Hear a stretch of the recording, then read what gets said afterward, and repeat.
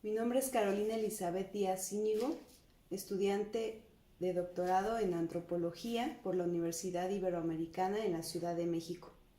El nombre de esta ponencia se titula Emociones y resistencia de las mujeres frente al extractivismo en la región del Soconusco de Chiapas, México. No habría movimientos sociales si no tuviéramos respuestas emocionales a los acontecimientos cercanos y lejanos. Jasper, 1998. La región del Soconusco posee una gran riqueza natural. En México, la Comisión Nacional de Áreas Protegidas administra 182 áreas naturales divididas en 9 direcciones regionales. Una de ellas es la región Frontera Sur, Istmo y Pacífico Sur, la cual está conformada por 27 áreas naturales protegidas y 9 reservas de la biosfera. El Soconusco cuenta con 3 de estas reservas: la Reserva de la Biosfera del Triunfo, la Reserva de la Biosfera del Volcán Tacaná y finalmente la Reserva de la Biosfera La Encrucijada, todas con una gran diversidad de ecosistemas que incluyen el manglar, el bosque y la selva. Sin embargo, a pesar de contar con estas reservas naturales, en el Soconusco existe la plantación de palma africana, la cual ha ocasionado sequía en manglares y ha provocado la muerte de diversas especies. Además, existe la minería, la cual ha ocasionado derrumbes y contaminación del agua. El Soconusco se ubica en el sur del estado de Chiapas, México.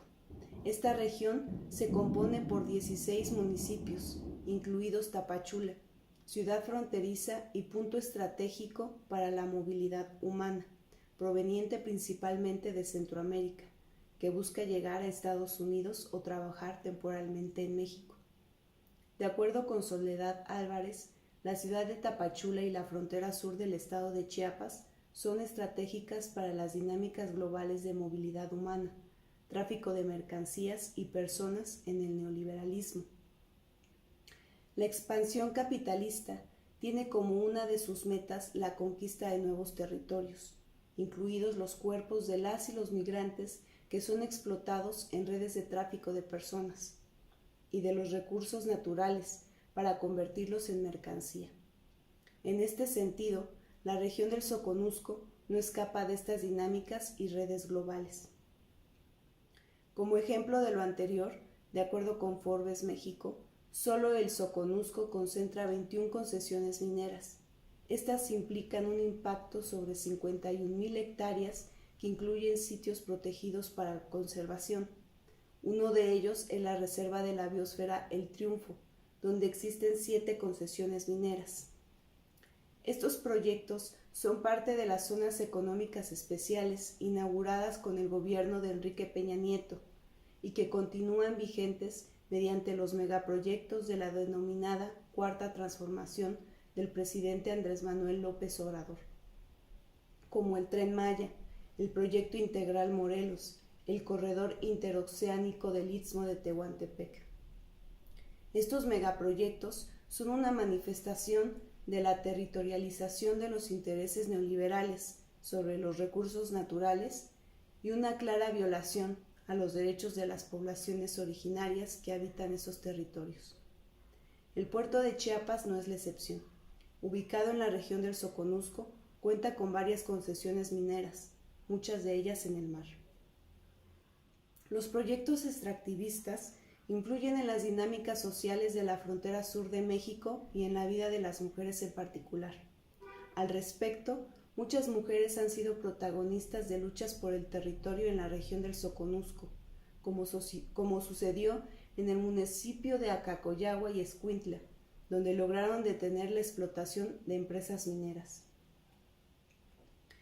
La autopercepción de estas mujeres como alegres, intrépidas, fuertes y valientes es parte de su identidad como mujeres costeñas, como ellas mismas se autodenominan. Cito: las mujeres costeñas somos muy bravas, espontáneas, fraternas, valientes, no nos dejamos, ni con los esposos, y cuando las invitas a hacer trabajos de fuerza, las mujeres no escatiman. Yo siento que las mujeres costeñas no son mujeres débiles, Son mujeres muy valientes y atrevidas. Entrevista con mujer originaria del municipio de Escuintla, octubre del 2019. Cuando las mujeres se congregan para convivir, trabajar, platicar en el Soconusco, ríen. En gran medida la risa la provocan comentarios en torno a la sexualidad. Con el tiempo comprendí que la risa era parte de una actitud constante que les permite participar, dialogar, entablar afectos, relaciones de amistad y compañerismo. La risa en este contexto es una fuerza vital.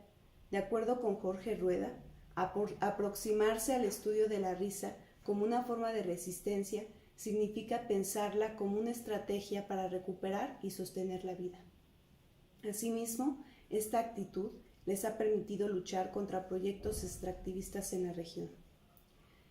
Las mujeres que son más hábiles en provocar la risa y la alegría entre sus compañeras y compañeros ganan cierta reputación, y en algunos casos esta actitud puede contribuir a que sean percibidas como líderes. Las conversaciones en torno a la sexualidad son un tema común entre hombres y mujeres del Soconusco.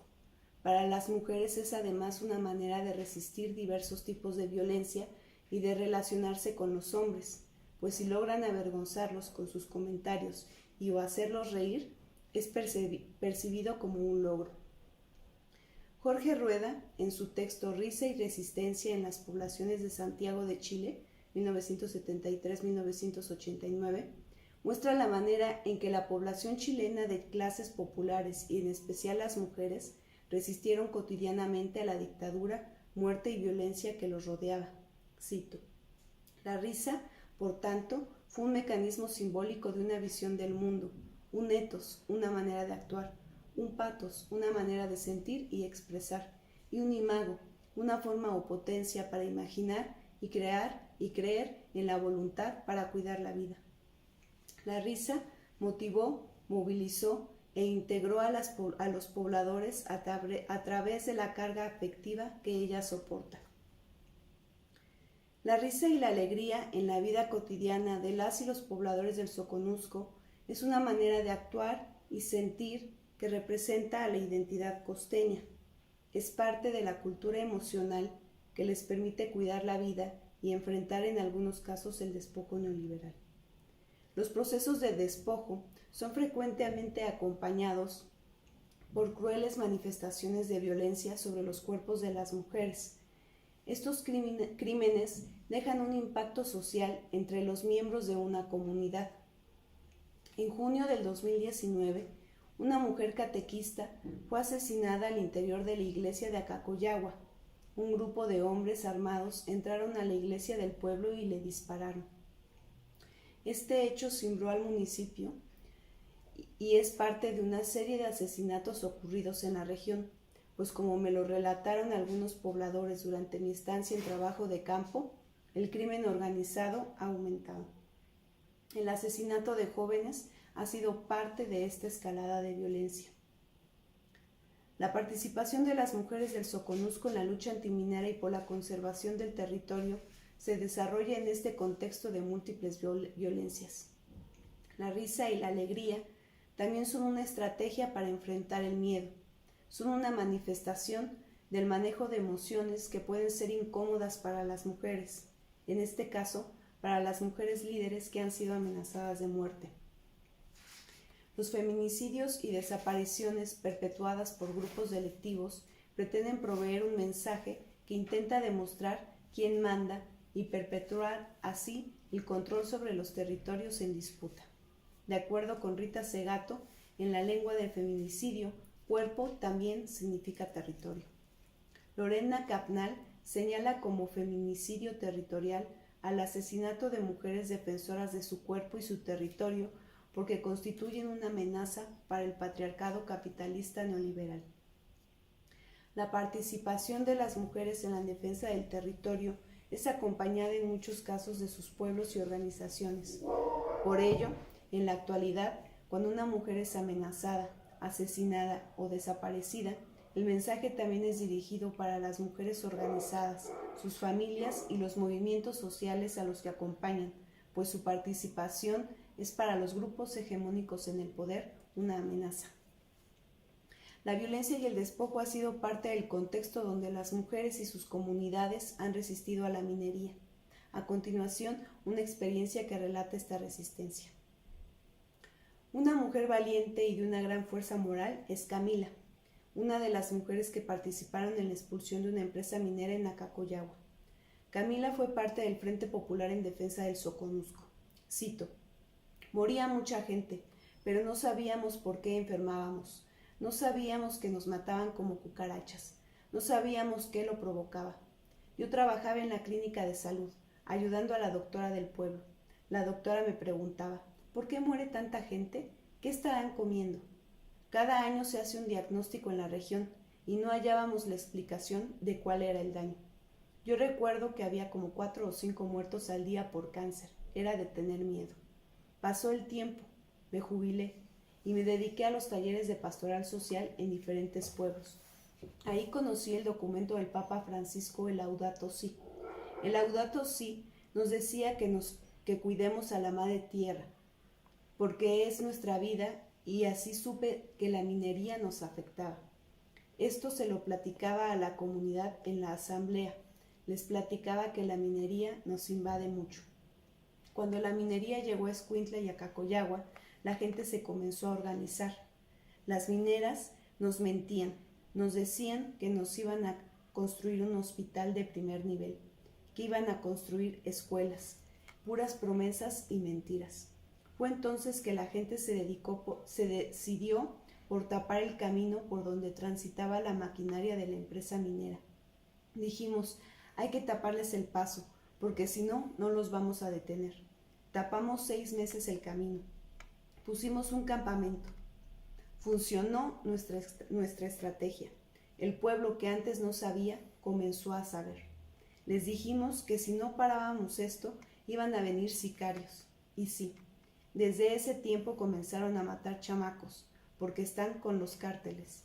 Pensamos que no iba a pasar, pero sí pasó, tal y como nos lo dijeron. Amanecían muertos. Me di cuenta que no era normal que nos estuvieran matando. Camila relata cómo la empresa intentó comprar a la población, pues a algunas familias les entregaron 5,000 pesos. Esto provocó la división entre los pobladores. Cito: nos enfrentábamos con gente comprada de las comunidades.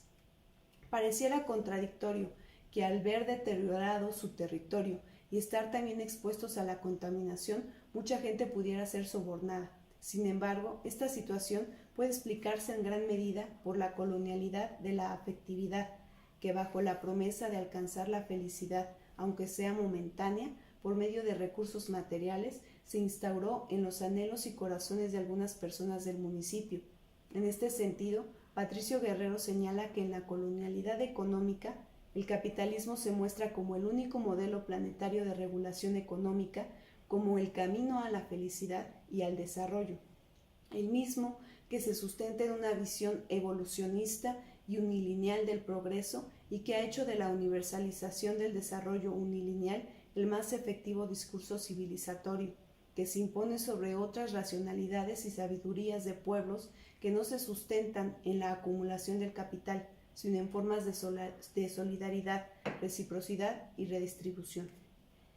La colonialidad de la naturaleza, que prioriza el capital frente a la vida y la salud de las personas, ha provocado que la naturaleza sea transformada en mercancía, en simple recurso, en objeto para generar plusvalía y acumular ganancias.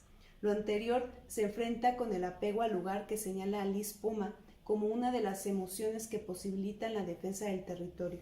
Cito: un elemento clave para comprender los conflictos socioambientales son los apegos al lugar, a nivel local y global. Ese vínculo ha sido definido como la relación simbólica formada por personas que otorgan significados emocionales afectivos culturalmente compartidos a un particular espacio o terreno que proporciona la base para la comprensión y la relación con el medio ambiente del grupo y del individuo. El apego al lugar fue relevante en el caso de la participación de Camila relatada anteriormente. Esta participación estuvo acompañada de la dimensión espiritual y del documento Laudato Si. Este último es una carta encíclica hecha por el actual Papa Francisco. Este documento es considerado como un referente importante e incluso revolucionario dentro de la Iglesia Católica. En él se coloca la tierra como hermana y madre, una de las más agraviadas por la avaricia del ser humano. Es un llamado también para el cuidado de la naturaleza y una crítica al antropocentrismo despótico que se desentiende de las demás criaturas y cosifica a la tierra, nuestra casa común. Cuando le pregunté a Camila si hubo algún componente espiritual que le ayudara a fortalecer su valentía en esta lucha, me contó la siguiente experiencia. Sí, claro, estuvo la presencia de Dios. Hubo un momento en que ya se querían matar entre pobladores con machetes. Yo le pedí a Dios que no se mataran, le pedí que nos liberara. Había mujeres, niñas y niños. Nos pusimos en oración y cayó un aguacero. Estábamos todos mojados. Los contrarios, a los que la minera había comprado por 5,000 pesos, llevaban machetes. Fue entonces que uno de ellos gritó: «No levanten los machetes, porque nos va a caer un rayo». No hallaban qué hacer con la gran respuesta de la naturaleza y de la gente que estaba dispuesta a morir defendiendo al pueblo. Fue entonces que decidieron no enfrentarse con los que nos oponíamos a la minería. La empresa minera, a través de algunos emisarios, le ofrecieron a Camila y a su esposo 1,000,000 de pesos para dejar la lucha, pero no los aceptaron. Por el contrario, continuaron en la resistencia. Como lo muestra su experiencia, el componente espiritual fue relevante para resistir ante la muerte. Esta dimensión dotó de fuerza y convicción a esta mujer que, cito, sabía que estaba haciendo lo correcto. Como se mencionó anteriormente, su formación en la pastoral social y el documento Laudato Si fueron herramientas que profundizaron su sentimiento de valentía, común en las mujeres del Soconusco, lo que le permitió resistir a pesar de sentir miedo de ser asesinada. La esperanza de un mejor futuro para las niñas y niños fue otra de las emociones que la acompañó en este proceso. ¿Qué les vamos a dejar? Queríamos un mejor futuro para todos. El amor por su pueblo y la madre tierra fueron impulsos que la animaron a no claudicar. En lugar de las emociones en los movimientos sociales, advierten lo indispensable de asignarles una carga histórica y cultural. De acuerdo con Poma, incorporar la dimensión emocional al estudio de la protesta no significa describir las emociones que se pueden observar en las experiencias de lucha, sino convertirlas en factores explicativos. Emociones como la alegría expresada en la risa, así como la valentía de las mujeres, son parte de la cultura emocional de la región del Soconusco de Chiapas, que sustentada en la vida cotidiana permitieron la reproducción de la vida y la resistencia frente al extractivismo, pero sobre todo destaca la centralidad de la participación de las mujeres en estos procesos. Los proyectos extractivistas en las políticas neoliberales que continúa impulsando la actual administración presidencial son una amenaza no solo en la región, sino en todo el país, sobre todo para las poblaciones originarias, a quienes se busca despojar de sus territorios e introducirlas a las viejas lógicas del progreso, donde su mano de obra barata es esencial. Finalmente, el estudio de las emociones es relevante no solo para la investigación social, sino para la comprensión de su papel en las estrategias de resistencia de los propios movimientos sociales y como una herramienta para potenciar luchas políticas emancipatorias.